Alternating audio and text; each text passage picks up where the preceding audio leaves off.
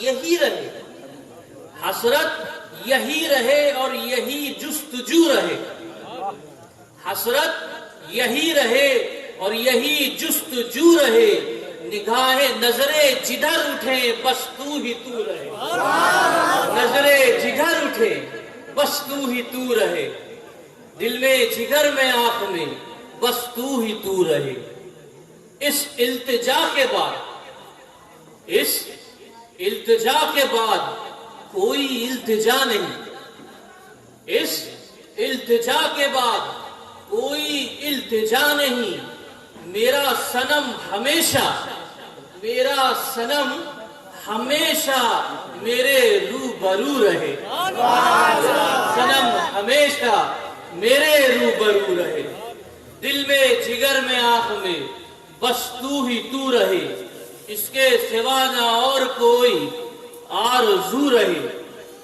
اور اس اہتمام شوق میں، اس اہتمام شوق میں سجدے کروں ادا، اس اہتمام شوق میں سجدے کروں ادا، تیرا خیال آئے، تیرا خیال آئے اور دل باوضو رہے، تیرا خیال آئے اور دل باوضو رہے۔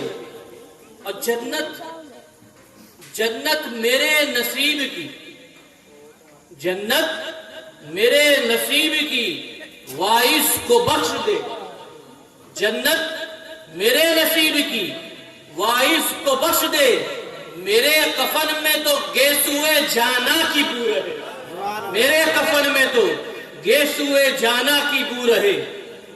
اور تیرا خیال، تیرا خیال اور تیری جستجو رہے، تیرا خیال اور تیری جستجو رہے، میں نہ رہوں، تیرا خیال اور تیری جستجو رہے، میں نہ رہوں، مجھ میں فقط تو ہی تو رہے، میں نہ رہوں، مجھ میں فقط تو ہی تو رہے۔ اور رسوا نہ ہو کبھی، اور رسوا نہ ہو غلام تیرا، رسوا نہ ہو غلام تیرا روزے حشر میں، رسوا نہ ہو غلام تیرا روزے حشر میں، بس اتنا چاہتا ہوں میں، بس اتنا چاہتا ہوں میں کہ میری آبرو رہے، بس اتنا چاہتا ہوں میں کہ میری آبرو رہے، دل میں جگر میں آنکھ میں بس تو ہی تو رہے، اس کے سوا نہ دل میں۔ ماحول کی تازگی اور ماحول کی مستی یہ بتا رہی ہے کہ جیسے کوئی کل ہی گزر کے گیا، جیسے کوئی کل ہی گزر کے گیا ہے، زمین سے آسماں تک، زمین سے آسماں تک، آسماں سے لامکاں تک، زمین سے آسماں تک، آسماں سے لامکاں تک ہے، کہاں کھولے تھے گیسوئے یار نے خوشبو کہاں کہاں تک، کہاں کھولے تھے گیسوئے یار نے خوشبو کہاں کہاں تک ہے۔ وہ بابرکت گھڑی جس کا ہم کو انتظار ہے، وہ کچھ ہی دیر میں آنے والی ہے۔ اس گھڑی کا انتظار صرف ہمیں نہیں، پوری کائنات کو اس گھڑی کا انتظار ہے، کیونکہ یہ جو پروگرام ہو رہا ہے یہ ایسے وقت میں ہو رہا ہے کہ کچھ ہی دیر بعد ولادت مصطفیٰ ہے۔ تو میں نے بھی سوچا کہ ایسے ہی باتوں کی طرف آپ کا دھیان لے جاؤں، آپ کو رجوع کروں کہ آپ کے ولادت سے قبل اور آپ کے ولادت کے وقت کیا ماحول ہے، سننا چاہیں گے؟ یہ گھڑی کا انتظار صرف ہمیں نہیں تھا، بلکہ جبریل امین کو بھی اس گھڑی کا انتظار تھا، برسوں سے آپ کو اس گھڑی کا انتظار تھا، صرف جبریل امین کو نہیں تھا، تمام انبیاء کو بھی اس گھڑی کا انتظار تھا، تمام نبیوں کو اس گھڑی کا انتظار تھا۔ بلکہ جب آپ کی ولادت قریب آنے والی تھی تو آسمان سے حورے زمین کی طرف جھانکا کرتی تھی، آسمان سے حورے زمین کی طرف جھانکا کرتی تھی۔ جب نور مصطفیٰ بارگاہ الہی میں رقص کرتا تھا تو جبریل امین آپ اس نور کو دیکھا کرتے تھے، جبریل امین اس نور کو دیکھا کرتے تھے. حدیث میں آتا ہے ہمارے آقا دو عالم صلی اللہ تعالی علیہ وسلم ارشاد فرماتے ہیں اول ما خلق اللہ نوری، کہ اللہ تبارک و تعالیٰ نے سب سے پہلے میرے نور کی تخلیق فرمائی. کس کی تخلیق فرمائی؟ میرے نور کی تخلیق فرمائی.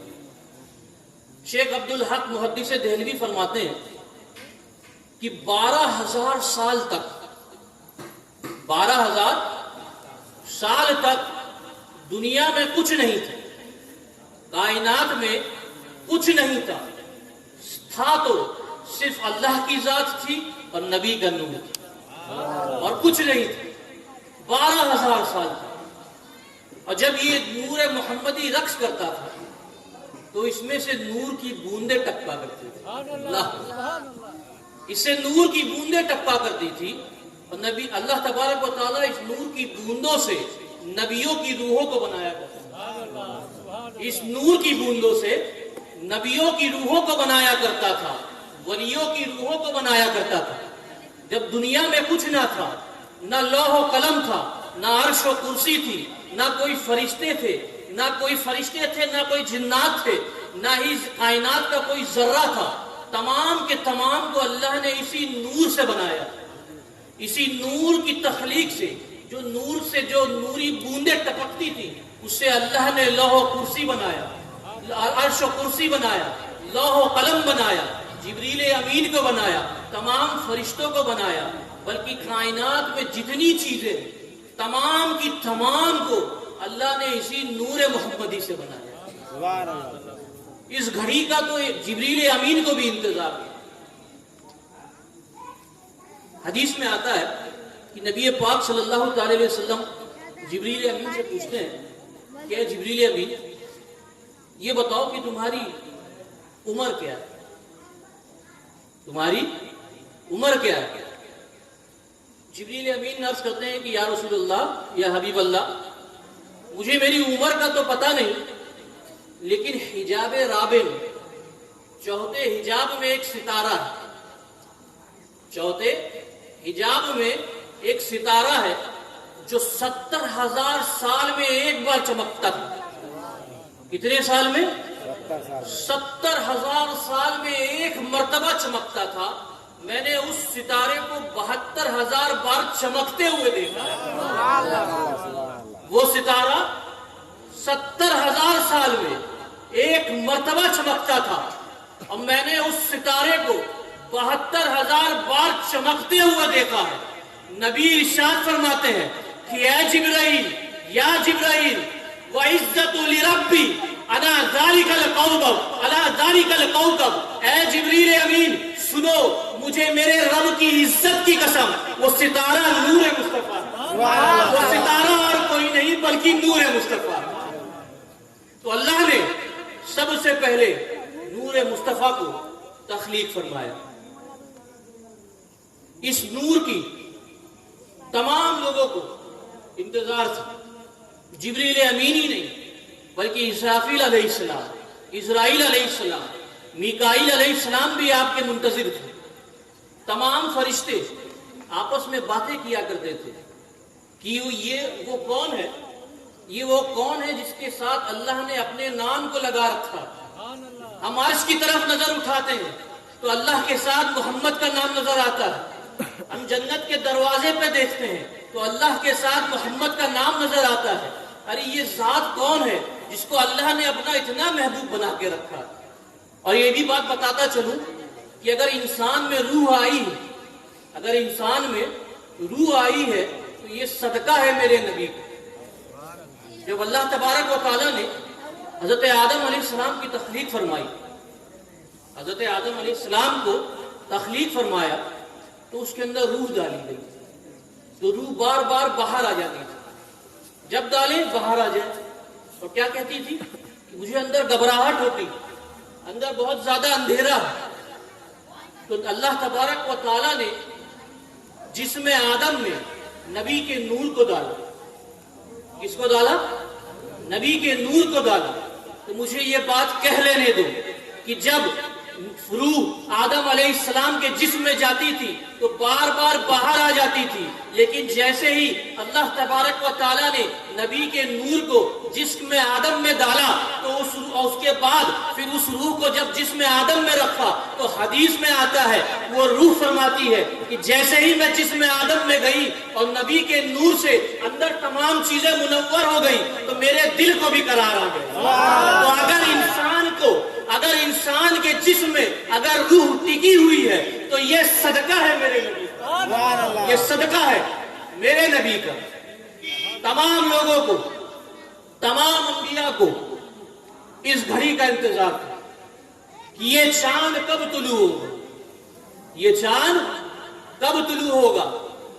حتیٰ کہ ایک بات ذہن میں آگے میں بتاتا چلوں کہ جب حضرت آدم علیہ السلام کو دنیا میں بھیجا گیا تو 350 سال بعد آپ کی توبہ قبول ہوئی۔ 350 سال بعد آپ کی توبہ قبول ہوئی۔ اللہ نے پوچھا کہ اے آدم، تم نے اپنی دعا میں یہ جملہ پیش کیا، یعنی کہ 300 سال تک آپ نے دعائیں مانگی لیکن دعائیں قبول نہ ہوئی۔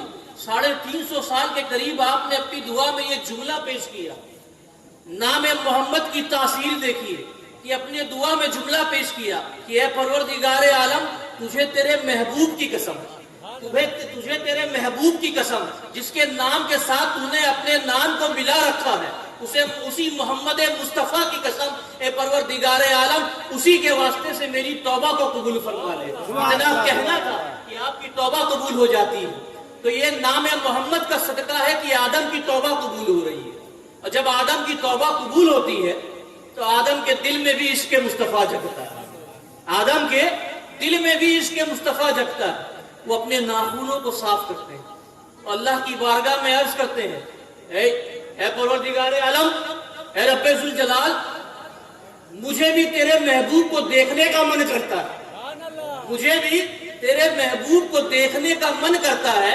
اے پروردگار عالم، میں نے میری ناخنوں کو صاف کر لیا ہے، اے پروردگار عالم، اب تو اپنے محبوب کی تصویر میرے ناخنوں میں اتار۔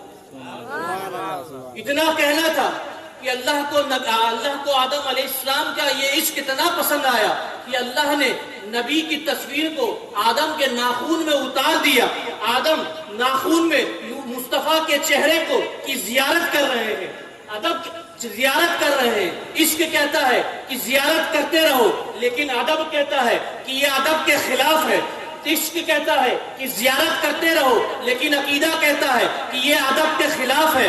عشق کہہ رہا ہے دیکھتے رہو، لیکن ادب کہتا ہے کہ اے آدم، سنو، جسے چاہا جاتا ہے اسے دیکھا نہیں جاتا ہے بلکہ اسے چوم لیا جاتا ہے، اسے چوم لیا جاتا ہے۔ تو آدم علیہ السلام نے اپنے انگوٹھے کو چوم کر اپنی آنکھوں سے لگا لیا۔ تو یہ جو چومنا ہے یہ آدم علیہ السلام کی سنت ہے۔ اور جو لوگ یہ کہتے ہیں نا کہ یہ بدعت ہے، اس واقعے میں کسی کا اختلاف نہیں، کیونکہ بدعتیں بھی 2 طریقے کی ہوتی ہیں، ہے نا۔ اچھا، ایک بات اور بتاتا چلوں کہ جب آدم علیہ السلام نے یہ عرض کیا کہ پروردگار عالم، میں نے اپنے ناخن کو صاف کر لیا ہے، اس سے کیا مطلب؟ تو میں اسے آسان سے لب و لہجے میں آپ کو بیان کر دوں کہ جب حضور تاج الاولیاء آپ کے علاقوں میں آتے ہوں گے تو جہاں پہ آپ کی قیام گاہ ہوتی ہوگی تو اس بستر پہ لوگ پہلے سے پھول سجایا رکھتے رہتے ہیں، ہے نا۔ آپ لوگوں نے دیکھا ہوگا کہ بستر پہ پھول سجائے رکھتے رہتے ہیں، لیکن جیسے حضور تاج الاولیاء آتے ہیں پھولوں کو ہٹا دیا جاتا ہے نا۔ آنے سے پہلے بستر میں پھول سجایا جاتا ہے اور جب آ جاتے ہیں تو پھولوں کو ہٹا دیا جاتا ہے۔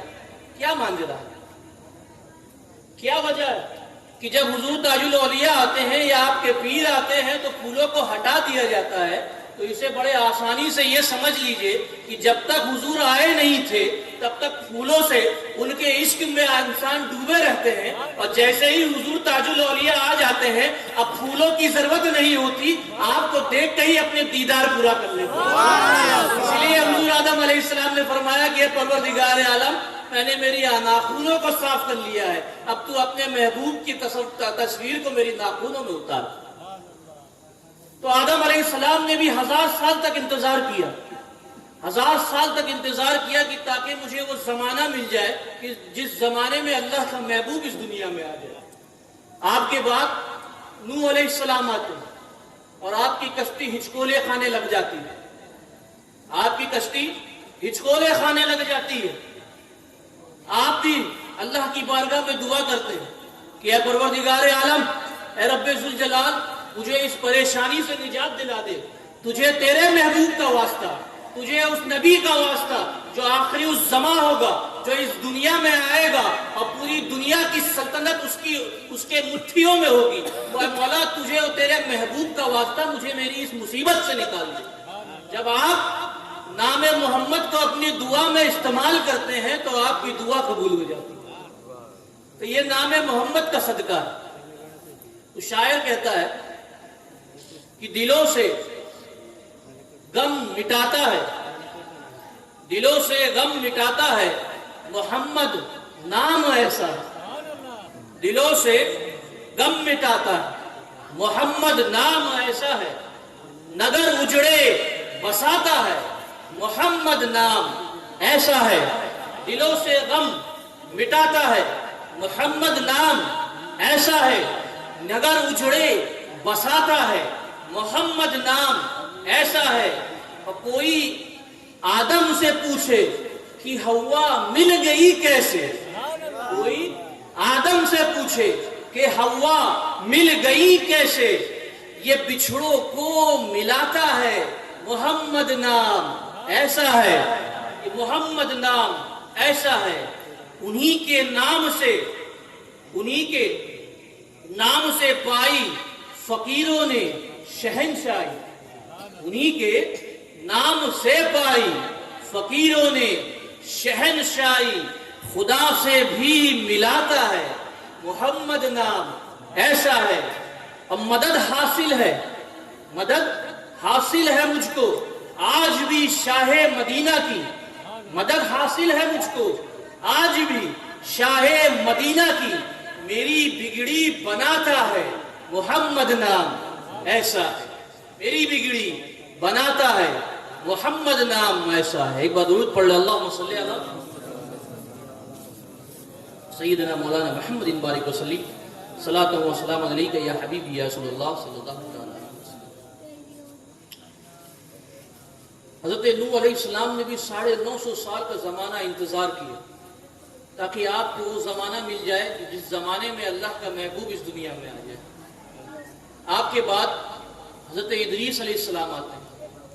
آپ بھی اپنی پوری زندگی میں جا بجا لوگوں سے آخری نبی کے بارے میں تذکرہ کرتے ہیں۔ آپ کے بعد ابراہیم علیہ السلام آتے ہیں۔ ابراہیم علیہ السلام کے بارے میں ایک بات بڑی مشہور ہے جسے مقام ابراہیم کہا جاتا ہے۔ جو لوگ حج و عمرہ کرنے کے لیے گئے ہوں گے ان کو پتا ہوگا کہ عمرے کے بعد ہم مقام ابراہیم میں، اور حاجی لوگ بھی مقام ابراہیم کے پاس نماز ادا کرتے ہیں، ہے نا؟ اور لوگ یہ کہتے ہیں کہ مقام ابراہیم کی عظمت اس لیے ہے کیونکہ اسی حجر پہ ابراہیم علیہ السلام نے کعبے کی تعمیر کی تھی۔ بے شک یہ درست ہے، لیکن اس کی وجہ ایک اور بھی ہے، اس کی ایک وجہ اور بھی ہے کہ اسی حجر پہ آدم علیہ السلام نے اللہ کی بارگاہ میں یہ دعا کی تھی کہ پروردگار عالم، میں تیرے بارگاہ میں یہ دعا کرتا ہوں کہ وہ جو آخری نبی ہے، وہ جو تیرا محبوب ہے، اسے تو میری نسل میں عطا کر دے، اسے تو میری نسل میں عطا کر دے۔ تو اس لیے یہ پتھر اتنا عظیم ہے، اس کی ایک نہیں دو وجہ ہے۔ تو آپ نے بھی اپنی پوری زندگی اس خواہش میں بتا دی کہ کاش مجھے بھی وہ زمانہ مل جائے کہ جس زمانے میں اللہ کا محبوب اس دنیا میں آنے والا ہے۔ آپ کے بعد داؤد علیہ السلام آتے ہیں، آپ بھی ایسا ہی کرتے ہیں۔ موسیٰ علیہ السلام آتے ہیں، حتیٰ کہ عیسیٰ علیہ السلام بھی آ جاتے ہیں۔ عیسیٰ علیہ السلام بھی اپنی پوری زندگی، آپ کی کرامتیں ایسی تھی کہ آپ مردوں پہ ہاتھ رکھتے تھے تو مردہ زندہ ہو جاتا تھا، چڑیا کو مٹی سے بناتے تھے اور اسے اس میں پھونکتے تھے تو وہ چڑیا زندہ ہو جاتی تھی۔ لیکن آپ نے بھی جا بجا نبی کا ذکر کیا، جا بجا لوگوں کو بتاتے چلے گئے کہ آخری زمانے کا نبی آنے والا ہے، آخری زمانے کا نبی آنے والا ہے۔ تو پوری کائنات، پورے نبیوں کو، ہر فرشتوں کو اس گھڑی کا انتظار تھا. اور جب یہ گھڑی آتی ہے تو ایک سے بڑھ کر ایک نشانیاں دنیا میں ظاہر ہونے لگ جاتی ہیں. ایک سے بڑھ کر ایک نشانیاں دنیا میں ظاہر ہونے لگ جاتی ہیں. عرب میں ایک بھیڑیا جنگل میں فصیح عربی بولنے لگ جاتا ہے. بھیڑیا، آپ بھیڑیا کو کیا کہتے ہیں؟ بھیڑیا ہی کہتے ہیں. فصیح عربی بولنے لگ جاتا ہے. لوگ اس بھیڑیے کو دیکھنے کے لیے جاتے ہیں تو بھیڑیا پہاڑ پہ چڑھ جاتا ہے اور لوگوں سے کہتا ہے کہ تم لوگ مجھے دیکھنے آئے ہو، میں تمہیں مبارکباد دینے آیا ہوں کہ وہ آخری زمانے کا نبی آنے والا ہے اور تم خوش نصیب ہو کہ تمہارے علاقے میں آنے والا ہے.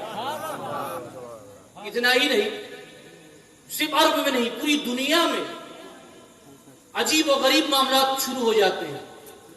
ایران میں 6 میل لمبی اور 6 میل چوڑی ایک ندی اچانک سے سوکھ جاتی ہے.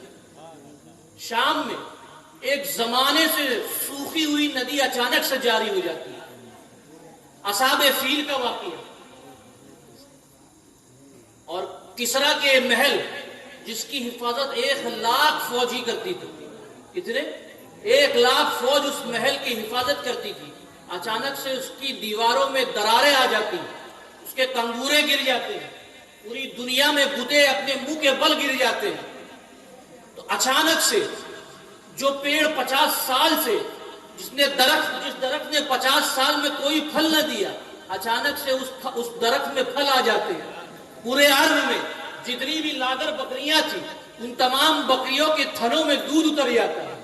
تو یہ تمام چیزیں کڑیاں تھیں اس چیز کے جانب اشارہ کرنے کے لیے کہ وہ جو آخری نبی آنے والا ہے، وہ جو آخری نبی آنے والا ہے اس کا زمانہ آ گیا، اس کا زمانہ آ گیا. جو پوری کائنات پہ جس کی حکمرانی ہوگی اس کا زمانہ قریب آ گیا. روایت میں آتا ہے کہ اصحاب فیل کے واقعہ کے 25 دن بعد نبی کریم صلی اللہ تعالی علیہ وسلم کی ولادت ہوئی، یعنی کہ 12 ربیع الاول.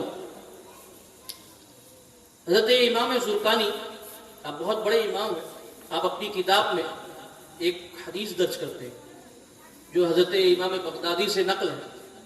آپ یہ ولادت کے واقعے کو پورا درج کرتے ہیں. میں اسی پہ اپنی بات کو بھی ختم کروں گا. حدیث تو کافی بڑی ہے لیکن میں اس کا پورا ترجمہ آپ کے سامنے پیش کرتا ہوں کہ حضرت بی بی آمنہ فرماتی ہیں کہ جب ولادت کا وقت قریب آیا اور جب حضور کی ولادت ہوئی تو میں اچانک سے موسم میں ایک تبدیلی دیکھتی ہوں. جب حضور کی ولادت ہو گئی تو میں اچانک سے موسم میں ایک تبدیلی دیکھتی ہوں. اچانک سے گھر میں، کمرے میں گھنے بادل آ جاتے ہیں اور حضور میری آنکھوں کے سامنے سے اوجھل ہو جاتے ہیں. حضور میری آنکھوں کے سامنے سے اوجھل ہو جاتا ہے.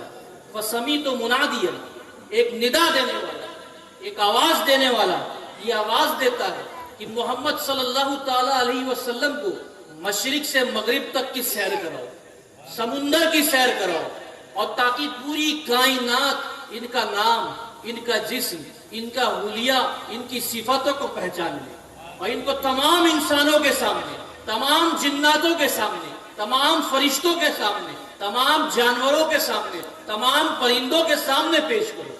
اور پھر وہ ندا دینے والا بہت ہی خوبصورت طریقے سے بیان کیا ہے. پھر وہ ندا دینے والا یہ ندا دیتا ہے کہ یا نبی کریم صلی اللہ تعالی علیہ وسلم کو آدم کی شکل دو. کس کی شکل دو؟ آدم کی شکل دو. شیش کا علم دو، نوح کی شجاعت دو، ابراہیم کی خلوت دو، اسماعیل کی زبان دو، اسحاق کی رضا دو، صالح کی فصاحت دو، لوط علیہ السلام کی حکمت دو، یعقوب علیہ السلام کی بشارت دو، اور موسیٰ علیہ السلام کی شدت دو، اور دانیال علیہ السلام کی محبت دو، داؤد علیہ السلام کی آواز دو، یحییٰ علیہ السلام کی عصمت دو، اور عیسیٰ علیہ السلام کی زہد و تقوی دو. وَأَغْمِشُوهُ فِي اخلاق النبیین، اور تمام نبیوں کی کمالات اور اخلاق حسنہ سے انہیں مزین کر دو. تو میں مجھے یہ بات کہہ لینے دو کہ میرے نبی کریم صلی اللہ تعالی علیہ وسلم کی ذات گرامی وہ ذات ہے کہ آپ ہی کے صدقے طفیل تمام نبیوں کو تمام صفاتیں ملی ہے، اور تمام نبیوں کی تمام صفاتوں کا مجموعہ میرے نبی ہے۔ تبھی تو ہم عاشقان مصطفیٰ ڈنکے کی چوٹ پہ یہ کہتے ہیں، ڈنکے کی چوٹ پہ یہ کہتے ہیں کہ چمک تجھ سے پاتے ہیں سب پانے والے، چمک تجھ سے پاتے ہیں سب پانے والے، میرا دل بھی چمکا دے چمکانے والے، میرا دل بھی چمکا دے چمکانے والے۔ آگے حدیث میں آتا ہے کہ وہ ندا دینے والا ندا دیتا ہے، واللہ واللہ، اللہ کی قسم، اللہ کی قسم، اللہ تبارک و تعالیٰ نے محمد عربی کو دنیا کی تمام کنجیاں عطا کر دی۔ اللہ تبارک و تعالیٰ نے محمد عربی کو دنیا کے تمام خزانے عطا کر دیے۔ اب اس کائنات میں ایسی کوئی چیز باقی نہیں رہی جس کے قبضے جس کو میرے نبی کی قبضے قدرت میں نہ رہی، جو میرے نبی کی قبضے قدرت میں نہ رہی۔ پھر اچانک سے بادل چھٹ جاتے ہیں اور حضور میری آنکھوں کے سامنے ظاہر ہوتے ہیں۔ اس کے بعد نبی کی والدہ حضرت بی بی آمنہ اللہ اکبر آپ کے چہرے کو دیکھ کے یہ کلمات بولتی ہیں، اللہ اکبر، حضور کے چہرے کو دیکھ کے حضور کے حسن کو بیان کرتی ہیں۔ میں ایک بات پہلے اس سے پہلے بیان کر دوں کہ اگر کسی کے گھر میں ولادت ہوتی ہے، اگر آپ کے گھر میں بیٹا پیدا ہو، آپ کے گھر میں بیٹا پیدا ہو، تو اس والدہ کے لیے، آپ کے ماں، اس بیٹے کی ماں کے لیے اس بیٹے سے زیادہ حسین دنیا میں کوئی نہیں ہوتا ہے نا، اس میں کوئی شک نہیں ہے۔ تو ذرا سوچیں کہ جس کے لیے یہ پوری کائنات بنائی گئی، جس کے لیے یہ پوری کائنات بنائی گئی ہے، اس کی ماں نے جب اپنے بیٹے کو دیکھا ہوگا تو اس نے کیا کہا ہوگا؟ آپ کہتی ہے وہ کالقمری لیلۃ البدری وریحہ کالمسک العصفر، کہ جب میں نے نبی کریم صلی اللہ تعالی علیہ وسلم کے چہرے انور کو دیکھا تو باخدا مجھے ایسا نظر آیا کہ وہ 14ویں رات کے چمکتے ہوئے چاند کی طرح نظر آ رہے تھے، اور ان کے جسم سے مشک و عنبر کی خوشبوئیں آتی تھی۔ تبھی تو میرے مولا علی مشکل کشا نے کہا لم ارى قبلہ ولا بعدہ مثلہ یا رسول اللہ، کہ آج تک آمنہ کے لال تک، آج تک دنیا میں آمنہ کے لال جیسا کسی کا لال آیا نہیں ہے، اور کل قیامت تک فاطمہ کے بابا جیسا کسی کا بابا آ نہیں سکتا۔ کل قیامت تک فاطمہ کے بابا جیسا کسی کا بابا آ نہیں سکتا۔ حدیث میں آتا ہے، حضرت جابر بن سمورہ سے رضی اللہ تعالی عنہ سے مروی، آپ فرماتے ہیں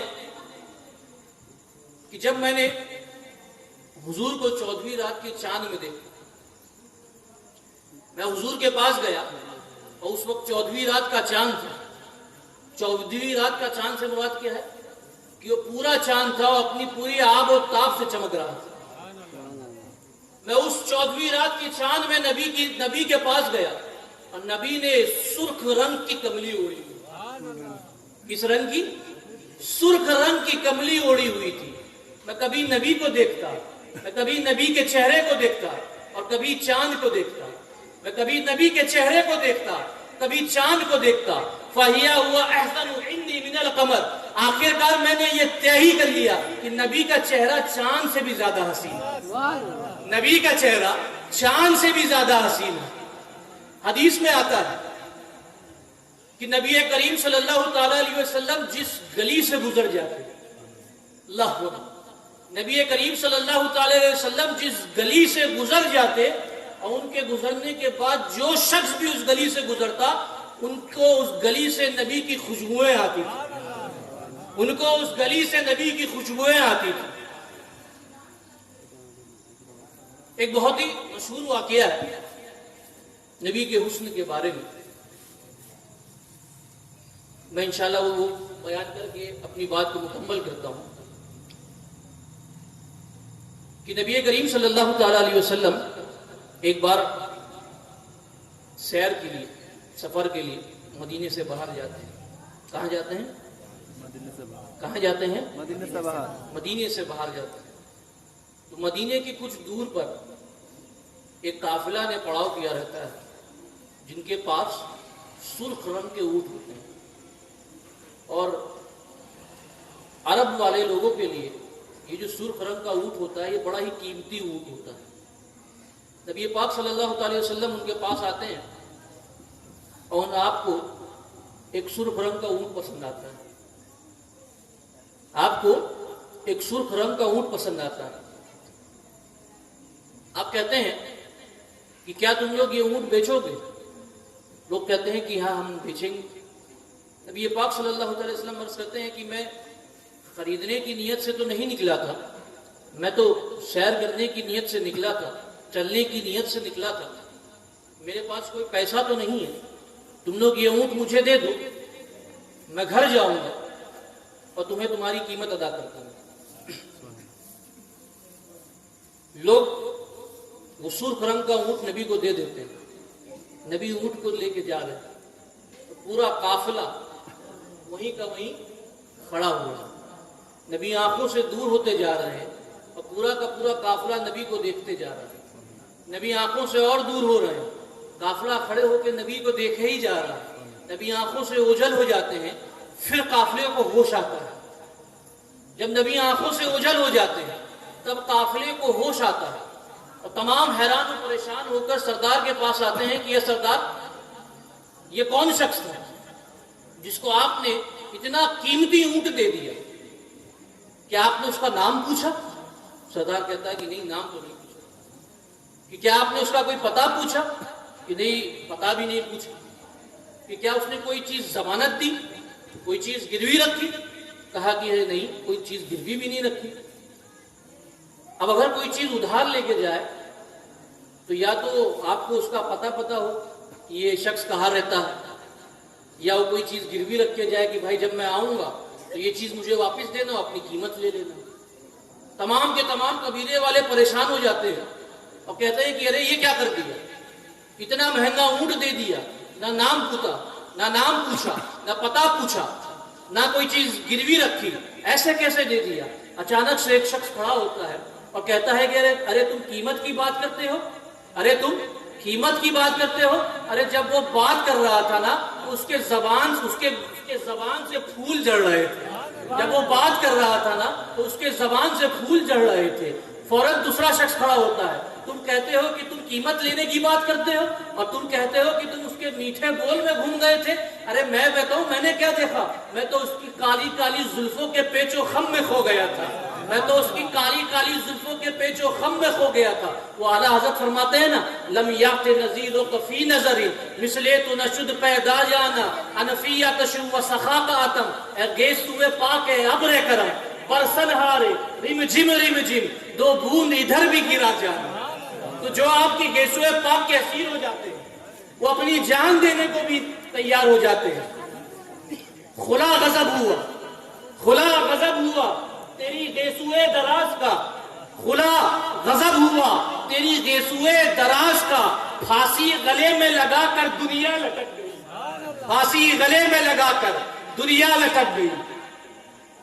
ایک کہتا ہے کہ میں اس کے میٹھے بول میں کھو گیا تھا، دوسرا شخص کھڑے ہو کے کہتا ہے کہ میں تو اس کی کالی کالی زلفوں کے پیچ و خم میں کھو گیا تھا، تیسرا شخص کھڑا ہو کے کہتا ہے کہ ارے تم اس کے میٹھے بول میں کھو گئے تھے اور تم اس کے کالی کالی زلفوں کے پیچ و خم میں کھو گئے تھے، تم جانتے ہو میں نے کیا دیکھا؟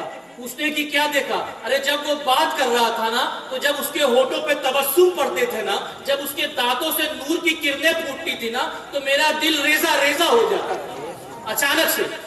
اچانک سے ایک شخص کھڑا ہوتا ہے اور اپنے الفاظ میں یہ تاثیر پیش کرتا ہے کہ اونٹ چوری ہو گیا ہے۔ کھڑے ہو جائے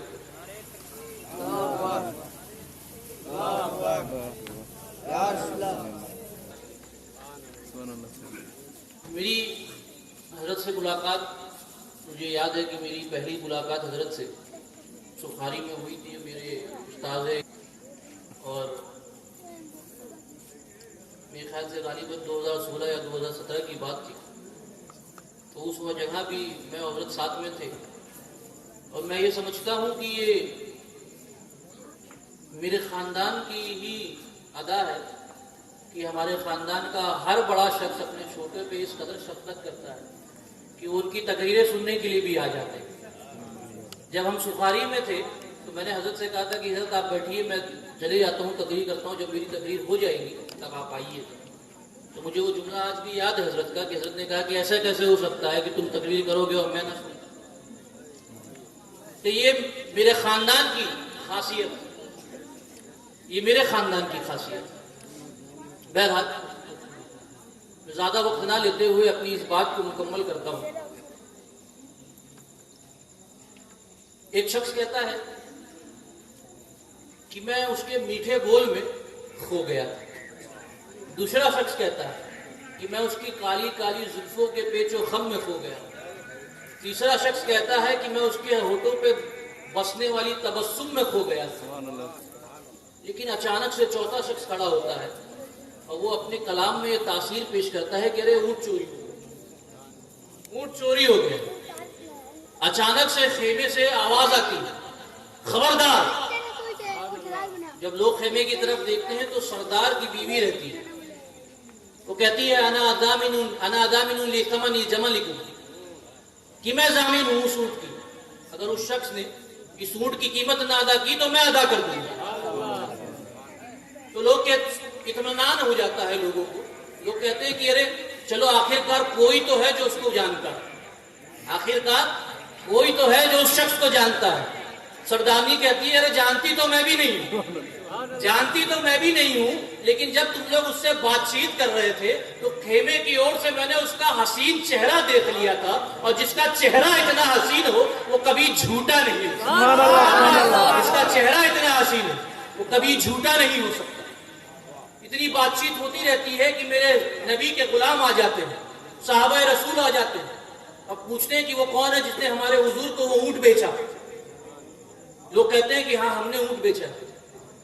تو میرے نبی کے غلاموں کی بھی ادا دیکھی، کہتے ہیں کہ اچھا اونٹ کی جو قیمت ہے وہ بتاؤ، لیکن اس سے پہلے یہ چند کھجوریں ہیں اپنی ضیافت کے لیے رکھو۔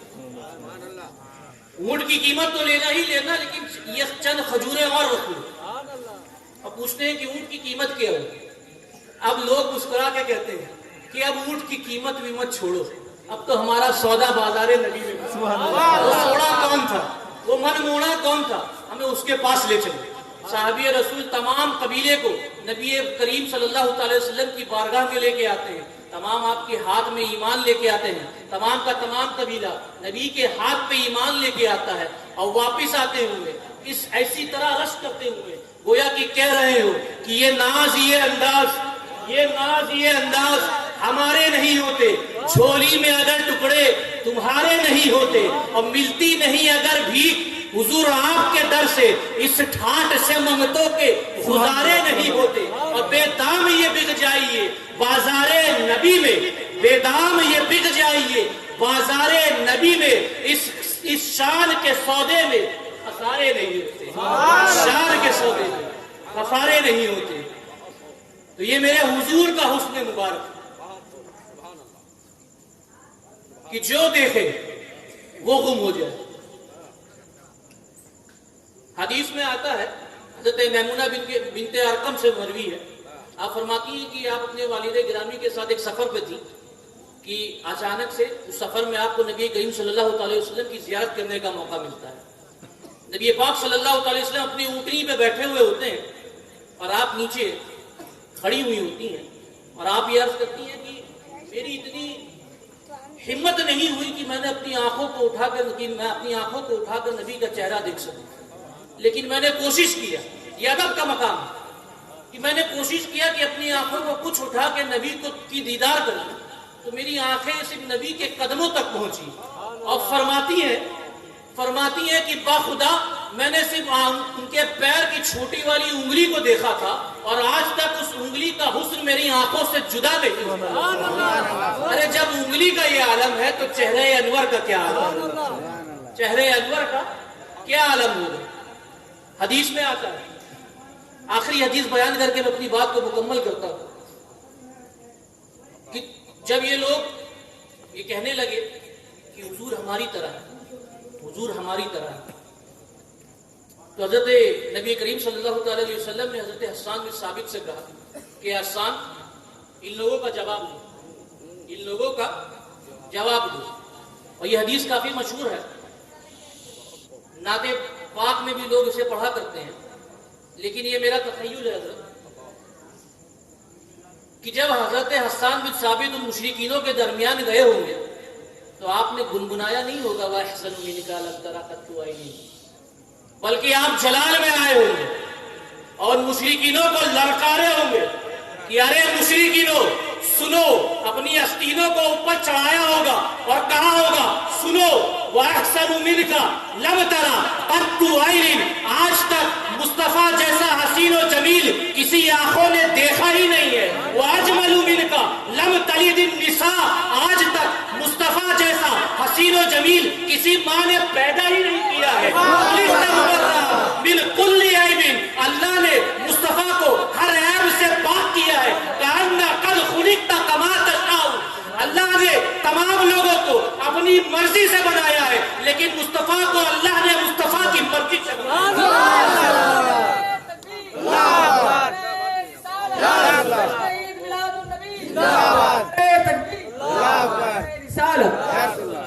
مصطفیٰ کو اللہ نے مصطفیٰ کی مرضی سے بنایا. بہرحال میں اپنی بات کو یہیں پہ اختتام کرتا ہوں، لیکن جانے سے پہلے میں ایک چیز کی گزارش کروں گا کہ میرے پھپھا حضور سید جلال الدین اشرف صاحب کا یہ طریقہ رہا ہے کہ جب بھی آپ کہیں جاتے تھے تو اپنی تقریر کے بعد لوگوں کو توبہ و استغفار کی دعوت دیتے تھے. تو کیونکہ آج حضرت موجود ہے تو میں حضرت سے گزارش کروں گا کہ حضرت آپ اپنی تقریر کے بعد توبہ و استغفار کی دعوت لوگوں کو دے کے ان سے توبہ و استغفار کروائیے گا. میں اپنی بات کو یہیں پہ مکمل کرتا ہوں. اگر میرے کہنے میں کسی طرح کی بھی لغزش ہوئی ہے یا حدیث کے پڑھنے میں کسی طرح کی بھی لغزش ہوئی ہے تو میں اس سے توبہ کرتا ہوں.